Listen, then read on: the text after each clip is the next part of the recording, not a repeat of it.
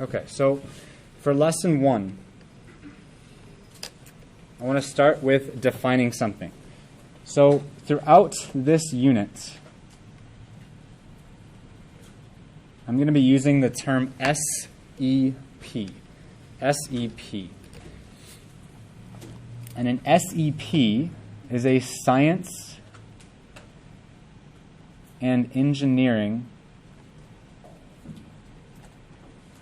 practice.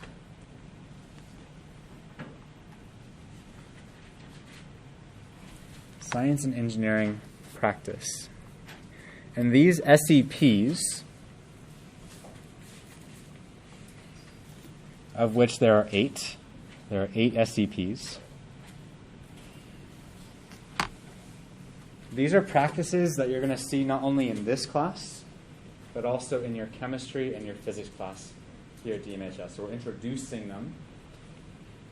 But these are practices that we're going to be using throughout your time here at DMHS. But also are practices used in the field of scientific research. Okay. So what exactly are these? So these practices are practices that scientists use to understand phenomena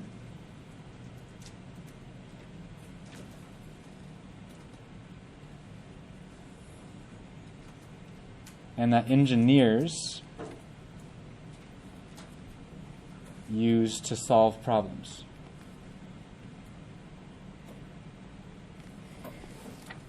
This is one way of actually summarizing one of the overall goals of scientific research is to understand phenomena. I'll define what that is in a moment. But engineering is this field that kind of runs parallel to scientific research. Because often engineering involves taking the understanding of a phenomena and trying to engineer solutions to solve problems.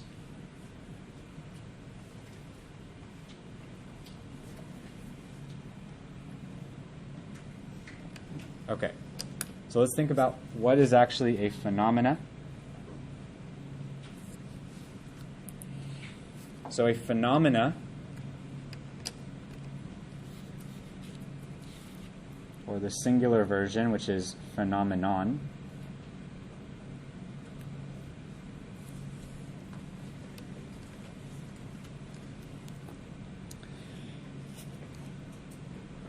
this refers to a repeated and observable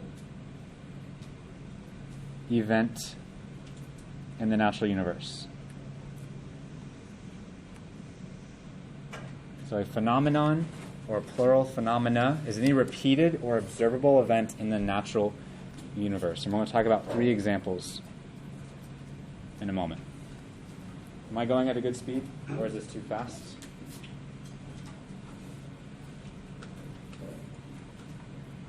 Anybody need me to slow down? Feel free and jump in if you need me to repeat something or need me to slow down. It's a good opportunity to use that norm of asking for what you need. Okay. So, we just defined what a phenomenon is, and I've told you that one of the major goals of scientific research is to understand phenomena. And throughout this year, every unit that we have in this class is going to be centered on a particular phenomenon that we're trying to explain by the end of the unit. But to give you some examples of what I mean by phenomena, one example that's been more recent was an observed and repeated event, particularly on the southern coast of California, where waves were observed as actually glowing at night. Raise your hand if you saw something like that. Yeah. So it was observed. This wasn't the only time that it had been observed. That the waves literally glowed blue. And so scientists have been trying to understand that phenomenon. It's been found that a particular type of organism produces a bioluminescent protein that produces that effect. And so they're trying to understand what that protein looks like, as well as what causes this phenomenon to occur at particular points in the year. Another phenomenon could be a hurricane or hurricanes. Scientists are always trying to understand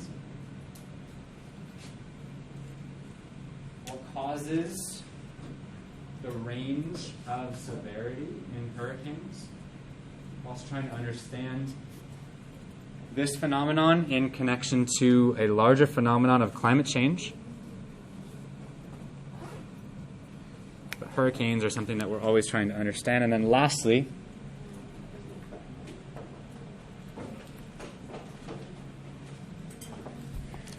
we can consider the pandemic that's occurred over the last 2 years as a phenomenon that scientists are trying to understand.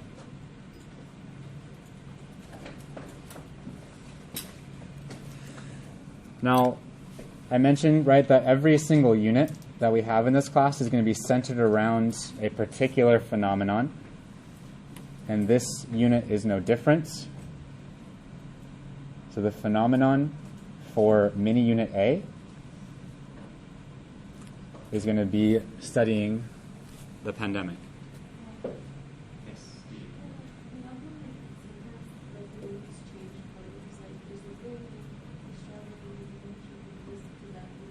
Yeah, that's absolutely a phenomenon. Yeah.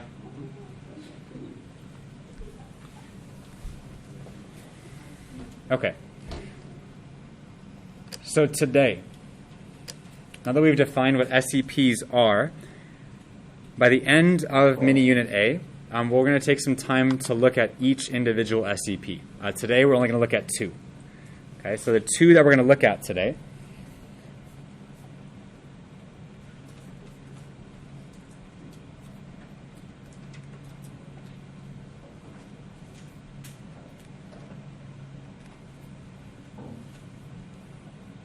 are number 1, we'll put in this box here.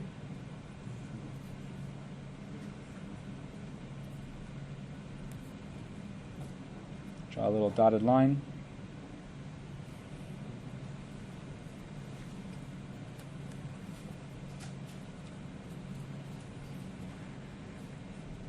Number 2, we'll put in this box.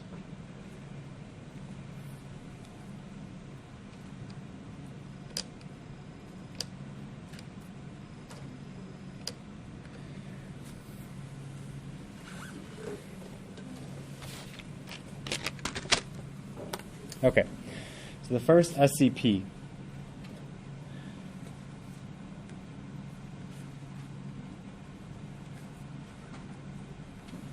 is probably the most familiar one. Asking questions and defining problems.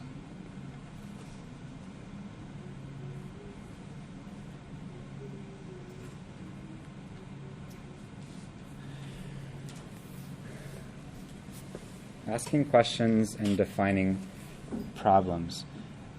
And we know that scientists do this all the time, always asking questions. Engineers also ask questions, but they also are concerned with defining problems that they were trying to engineer solutions for.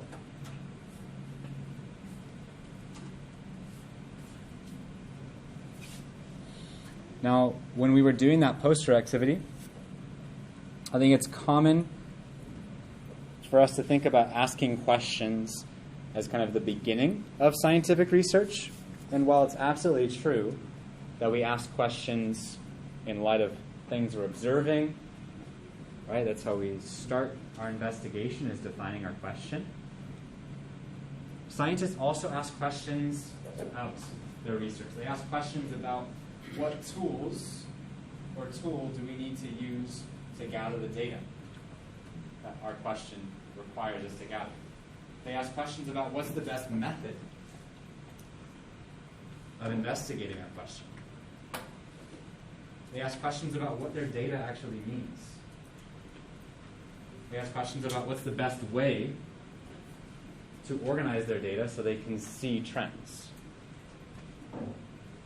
And so questions are rather not just at the very beginning of this process, but they are throughout scientific research. They're always asking questions. But what I want to focus in on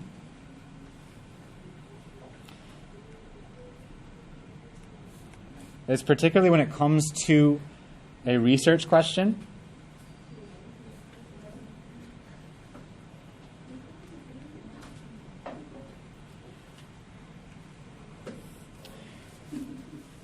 We can consider 4 traits of scientific questions. I should say strong scientific questions. And these traits, as we describe them, are sometimes not true of the questions that a scientist might ask initially. But part of science is actually refining your question to be a strong research question that can be investigated. So what are these traits? So number 1, anytime we're thinking of a scientific question, this scientific question must extend from prior knowledge. And this isn't just your prior knowledge. Part of scientific research is in addition to knowing what your prior knowledge is, you have to determine what the field currently knows about the question you're investigating. That's why when I was talking to a few tables, a few of you mentioned the importance of background research. You have to determine what is currently known, and your question has to extend from what's currently known. Okay. Second thing, scientific question, a strong scientific question is usually open-ended rather than being close-ended. Close-ended question being a yes or no question, or a question that gives a numerical value as an answer. An open-ended question, though, is one that demands an explanation, right? Because remember, the goal of scientific research is to understand phenomena, and that requires explanations, not just yes or no. Third,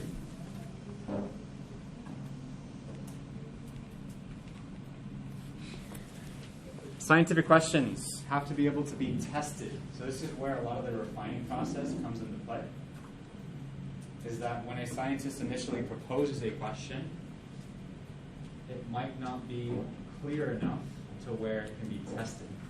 And by tested, I mean, can an experiment actually be designed to investigate that question or not? Or is it too vague? Number 4, a good scientific question inevitably leads to more questions.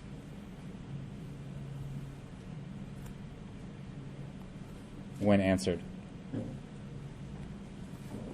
And this gets at the idea of it being open-ended. Right, scientific questions do not lead to a dead end, but often lead to more of a branching out point where more questions come about to get deeper understandings of the phenomenon. Okay, so we have our 4 traits of scientific questions. I've highlighted that asking questions doesn't just happen at the beginning of scientific research, but throughout.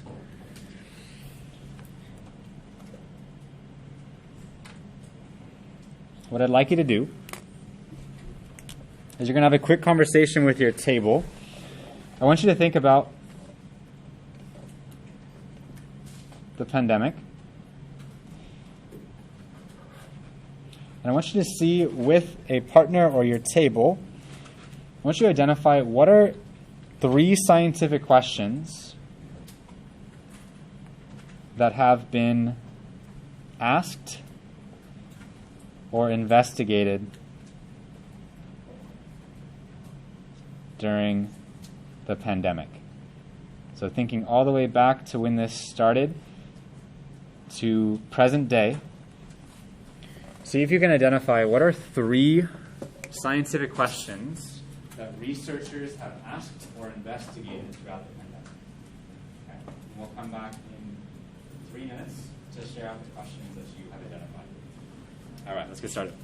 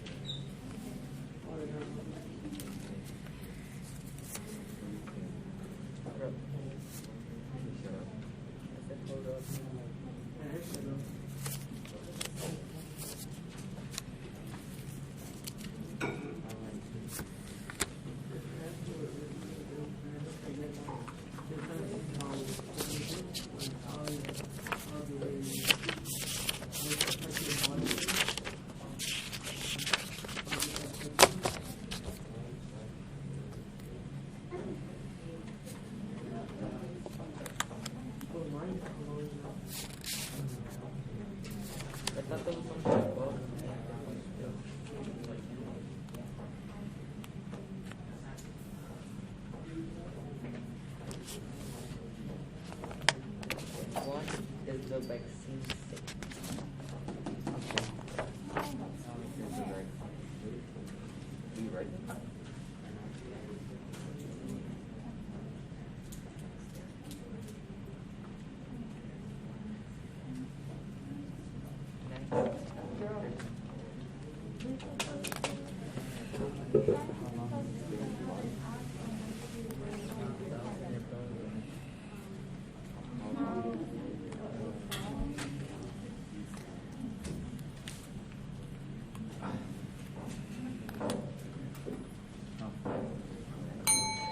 All right, let's see what we have identified. How much more do you have? Let's start with Oscar. Oscar, what's one question that has been asked or investigated during the pandemic?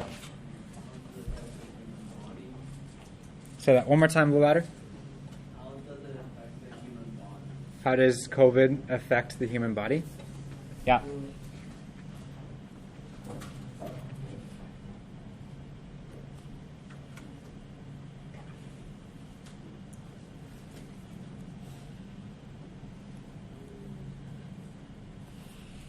Yeah, absolutely. I think within this question, we've also seen how do these effects vary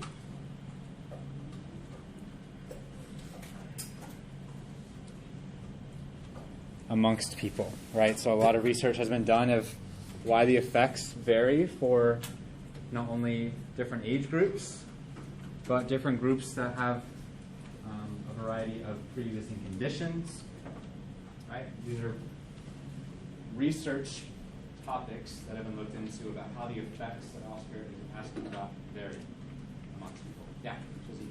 How is it different from other COVID-19 COVID? So what I'm hearing is like, how is it different than other viruses? Yeah, absolutely. How is COVID-19 similar and different from other viruses? Absolutely. Right. One of the questions we saw initially was, how did this compare to the flu? Right, the influenza virus.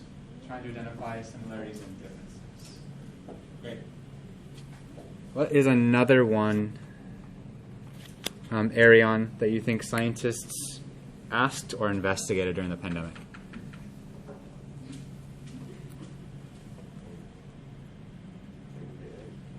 Yeah. So besides how COVID affects the human body and how COVID-19 is similar and different from other viruses, what other questions do you think were asked during the pandemic? Yeah. Right, how long it would take to develop and test the vaccine.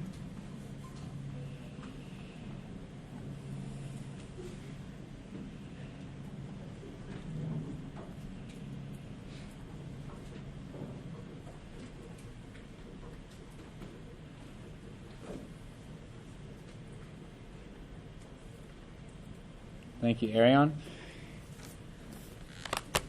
All right, scientists trying to determine not only how they were going to make a vaccination for this particular virus, but also how long that would take.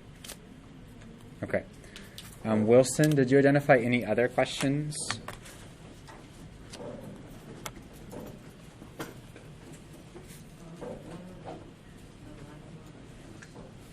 Say that one more time, a little louder. What are the lifelong effects? Absolutely. Right, the long-term effects of the virus. It's definitely a question that's being investigated. Alina, what's another question that you think was asked? How does it affect different people? Yeah, how does it affect different people? Right, similar to our question number 1 here. How does it affect different people? And Edward, any other questions that you identified? No? Okay. How about Melanie? Any other questions? No? Okay. Yeah, so I think these are all questions that were investigated. I think another question that was asked was mentioned in our bell ringer. Thank you. Where is Lydia at? Lydia?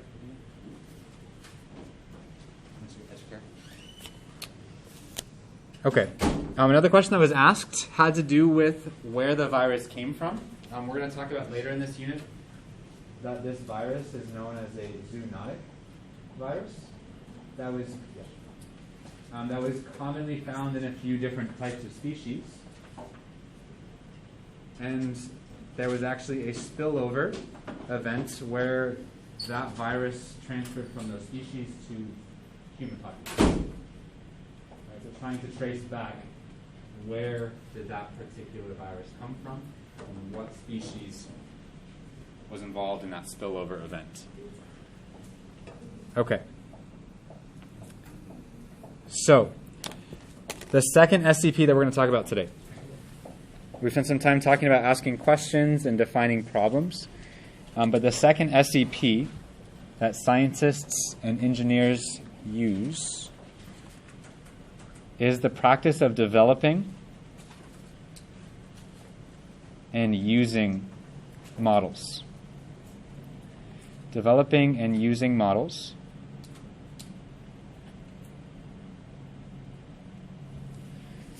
Is a core practice seen in both scientific research and engineering efforts.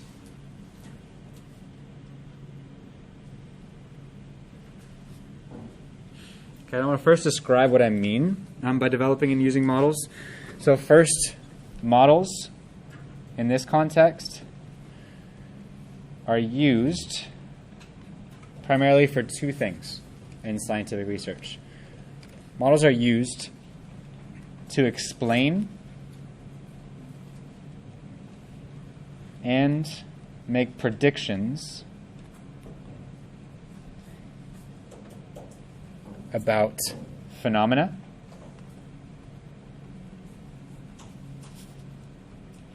and models are developed over time.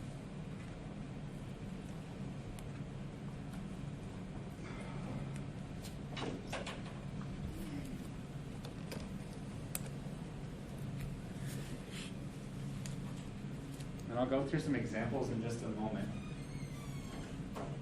Models, scientists use these all the time, primarily to take all that's known about a particular phenomenon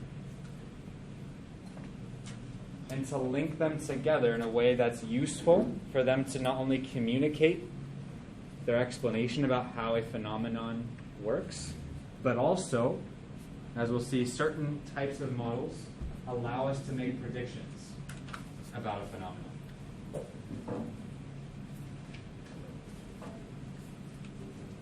I want to make the point as well that when we start to do this, as we start to try and link together what's currently known about a phenomenon and explain or make predictions about, inevitably scientists realize that models are always limited in their ability to explain phenomena. And so when I say develop, what I mean is as we gain more information about a phenomenon, more data, more findings, we always have to improve and refine the model so that it actually is more accurate in its ability to explain predictions. So what are some examples? So there are some examples of different types of models. So first, simulations are a type of model, a computerized model, that allows us to take data that's currently known about a phenomenon being studied, and it's typically used to make predictions about what will occur with that phenomenon when we alter different variables. Another example is a diagram. So diagrams can be used to take what's currently known and to actually show connections between the different parts of what we know about a phenomenon. Kind of like what we were doing with our posters. Right? Identifying what we know about scientific research and trying to link together what we know. Third, another commonly seen type of model is a 3D structural model that's used to show the structure and often the function of the phenomenon being studied.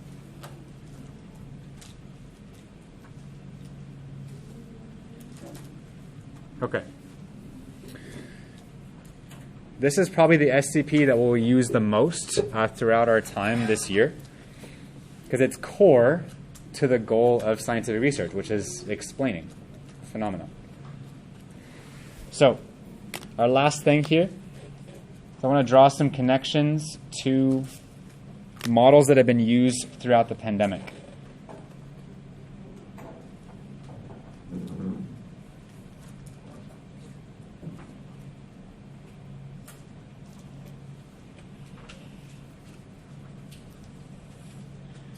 Okay, I think there are three at least big examples, but part of your assignment tonight is going to be finding specific examples.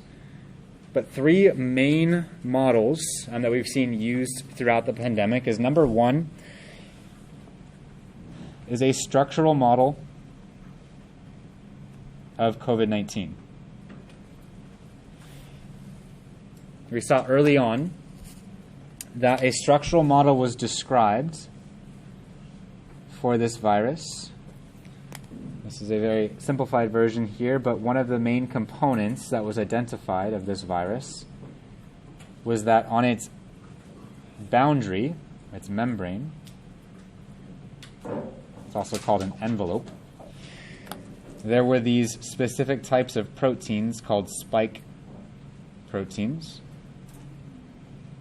that became pertinent for developing vaccinations, as well as understanding how COVID-19 worked.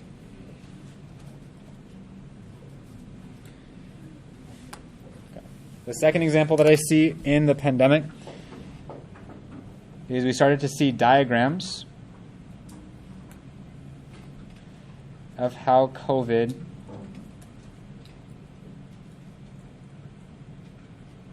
infects human cells.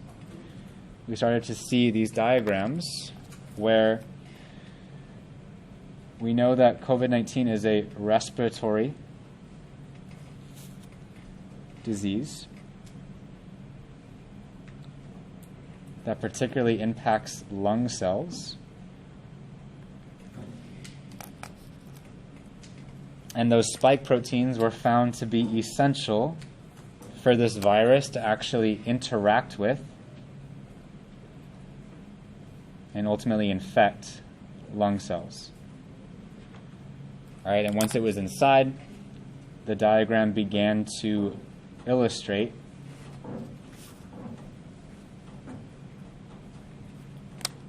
how this led to the virus replicating. And so these diagrams began to summarize what we knew about how COVID infected cells. And the very last example here is that simulations were seen very early on, particularly for how masks and social distancing impact the spread of the virus. Right? There were all of these simulations. You might remember the idea of flattening the curve. It's all based off of mathematical models or simulations that were intended to look at over the course of months or years in the future how implementing mask guidelines or social distancing guidelines could impact the spread. Okay. So, I'll pause for a moment as people are finishing up. So in lesson 1, we've identified what SCPs are. I mentioned that there were 8 of them. And then we specifically took a closer look at the first 2, asking questions, defining problems, and developing and using models. Right, and then we took those and we started to connect it to our phenomenon that we're studying in mini unit A, which is the pandemic.